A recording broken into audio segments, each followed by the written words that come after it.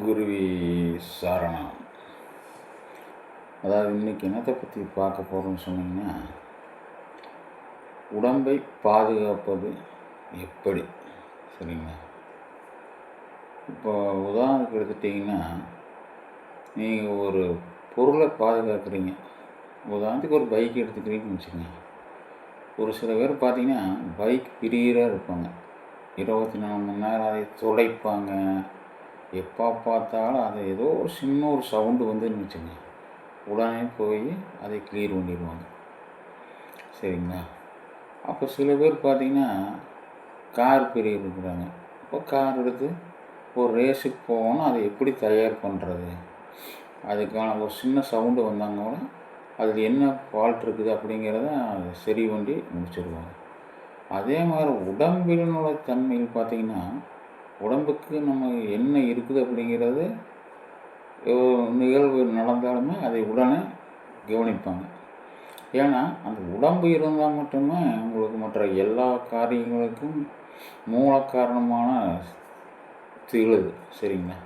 அப்போ அந்த உடம்போட தன்மையை நீங்கள் அப்பப்போ நீங்கள் உங்களுக்கு கவனிச்சிட்டே இருக்கணும். பார்த்தீங்களா, அதை பார்த்தீங்கன்னா தினமும் என்ன கவனிங்கிற மாதிரி பார்த்தீங்கன்னா, ஒரு பேட்டரின்னு ஒரு வண்டியில் இருந்ததுன்னா அந்த பேட்டரி எப்படி அது தினமுமே பார்க்கணும், ரூல்ஸ், சரிங்களா? அப்போ அந்த பேட்டரியை எப்படி பார்க்கணுமோ அது உங்களுக்கு பேட்டரி இருந்தால் தான் வண்டியே உங்களுக்கு சாவி போட்டால் ஸ்டார்ட் ஆகும், சரிங்களா? அப்போ உடம்போட தன்மை நீங்கள் உட்காந்துச்சுன்னா அது நடக்காது, அது உட்காந்துட்டே இருக்குது, சரிங்களா? ஒரு பொம்மை மாதிரி எப்போ பார்த்தாலும் எதுவுமே இருக்காது, பார்த்திங்களா? அப்போ பொம்மையாக இருக்கிறதா அல்லது வாக்கிங் மாதிரி அது ரொட்டாஷில் இருக்கிறதுனால தானே நீங்கள் கால்குலேஷன் பண்ணியிருக்கீங்க. அப்போது உடம்புக்கு எப்படி மெருகேற்றப்பட்டால் அது எப்படி இருக்குமோ அதே மாதிரி தான் நீங்கள் ஒரு பொருள் பாருங்கள். சில பேர் பார்த்திங்கன்னா ஒரு பொம்மை வச்சுருக்குறாங்கன்னு சொன்னிங்கன்னா அந்த பொம்மை எப்பவுமே அதுக்கான அழகு சாதனங்கள் வச்சு அழகாக பண்ணிகிட்ருப்பாங்க. கொஞ்சம் டஸ்ட் ஆங்கிள தொடச்சி பண்ணி அதே மாதிரி. அப்போது உடம்புனோட தன்மைக்குள்ளே என்ன வந்தாலும் சரி, சில பேர் பார்த்திங்கன்னா சின்ன ஒரு உடம்புல காயமானாலும் கூட அதுக்கு மருந்து போட்டு அதை எப்படி ஆற்றுவது. சில பேர் பார்த்திங்கன்னா இதே மாதிரி தான் வண்டியை பற்றி தான், அவங்களுக்கு ஒரு வேலைக்கு போகணும், ஏதோ போகிறதுக்கு போயிட்டு சாயங்காலம் வரலாம், சில லைட்டே எரியாது, ஹெட்லைட்டுங்க கூட.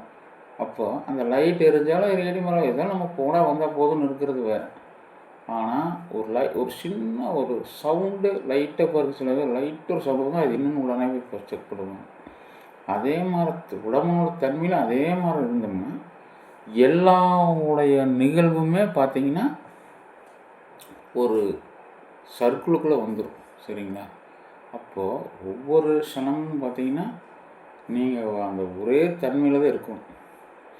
எப்போ வேணுமோ என்ன வேணுமானாலும் கால ஓட்டத்தை கணிக்க முடியாது. நீங்கள் போயிட்டுருக்குது, இன்றைக்கி வாட்ச் ஓடுதுன்னா இன்றைக்கி சந்தோஷமாக தான். ஏன்னா இருப்புத்தன்மைங்கிறது ஒன்று இருக்குது பாருங்கள். இருப்புத்தன்மைங்கிறதுன்னு பார்த்திங்கன்னா இப்போ இருக்குது, இந்த செகண்டில் இது நடக்குது, ஆனால் அடுத்த செகண்டு என்ன நடக்குதுன்னு தெரியாது. அப்போது அந்த காலங்கிறது ஒன்று இயற்கையில் இல்லை, ஆனால் நம்ம இருக்குதுன்னு நினச்சிட்டு டைம் பார்த்துருக்கு, டைம் பார்த்து போயிட்டே தான் இருக்குது. ஒரு கண்ணை முடிக்கிறதுக்குள்ள டைம் போயிருக்கு, என்னடா. ஆனால் ஒரு சில பேர்த்துக்கு என்னென்னா டைமுங்கிறது பார்த்திங்கன்னா இயற்கையில் ஒரு கால்குலேஷன் இருக்குது, ஆனால் அதை நீங்கள் அதுக்குள்ளேயே இருந்தீங்கன்னா டக்குன்னு போயிடும். ஆனால் என்னடா சில பேர்னு பார்த்திங்கன்னா டைமே போகலை அப்படிங்கிறதுக்குமே உடம்போட தன்மைக்கு கனெக்டிங் இருக்குது, சரிங்களா? அப்போது எப்படி உடம்பு முடிச்சுட்டே இருக்குது, திடீர்னு உங்களுக்கு குறிப்பிட்ட ஸ்டேஜ் ஆச்சுன்னா அப்படியே என்ன ஆகுது, ஷட் டவுன் ஆகிற மாதிரி. கம்ப்யூட்டர் எப்படி ஆஃப் ஆகுது அந்த மாதிரி டக்குன்னு ஆஃப் ஆகும். ஆஃப் ஆகிற பார்க்குங்க தூக்கணும். அப்போது நீங்கள் அந்த கவனிப்பு தன்மையில் கொஞ்சம் ஏதோ உடம்பு கொடுக்கலன்னு குறிப்பிட்டாலும் டயர்ட் ஆச்சுன்னா ஆட்டோமேட்டிக்காக பாடி தூங்குறதுக்கு ஆரம்பிக்கும். அப்போ அதே மாதிரி நீங்கள் வண்டி எப்படி பார்த்தீங்கன்னா அதே மாதிரி தான், வண்டி ஓடிட்டே இருக்குதுன்னா பெட்ரோல் அவசியம், ஓடிட்டே இருக்கும். பெட்ரோல் கம்மியாகி ரிசர்வ் ஆச்சுன்னா உங்களுக்கு எப்படி டவுன் ஆகுது, அதே மாதிரி தான் உடம்புக்கு டயர்டாகும்போது ஏதோ ஒரு ஃப்ரூட்ஸ் அந்த மாதிரி ஒரு கூல் ட்ரிங்க்ஸ் அந்த மாதிரி ஏதோ ஒன்று, ஒரு தண்ணியோ ஏதோ ஒன்று உங்களுக்கு அது கொடுக்கும்போது அப்படியே மீண்டும் இது ஆகுது. அது மாதிரி ஒவ்வொரு நிகழ்வுக்கு ஒன்று இருக்குது. இதை நீங்கள் ஒவ்வொரு தன்மையிலே கவனிச்சிட்டே இருந்தீங்கன்னா இது நல்லாவே புரியும். இது வரைக்கும் பார்த்தது பார்த்திங்கன்னா இதுக்கு முன்ன காலகட்டத்தில் கூட நிறைய இருக்குது. ஆனால் இது நல்லா சிந்தனை பண்ணி பார்த்திங்கன்னா உங்களுக்கு புரிஞ்சிருக்குன்னு நினைக்கிறேன். நன்றி, வணக்கம்.